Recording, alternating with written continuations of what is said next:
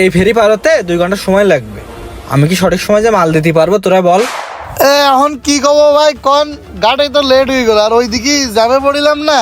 তোরে মনে হয় যে কি কব, মাথা মতো সব উস্তাদ উস্তাদ মহাজন ফোন দিছে।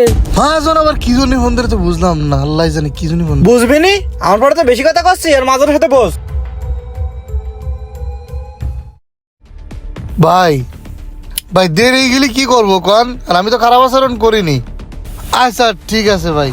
কি করছে উস্তাদ? ইনি মহাজনের কাছে নালিশ করেছে, মহাজন এখন ফোন দিয়ে উল্টো পাল্টা গালাগালি যাচ্ছে। সমস্যা নেই, এই টিভিতে বাড়ি যায় ও চাবি আমি জমা দিয়ে দিব, দরকার হয় অন্য গাড়ি ধরবানে। ওরে ড্রাইভারের তেজ কত, এরম করলেই গাড়ি চালাই খাতে হবেন না। পারবো কি রে, আপনাকে মতো কিছু ট্রান্সপোর্টের দালাল আছে?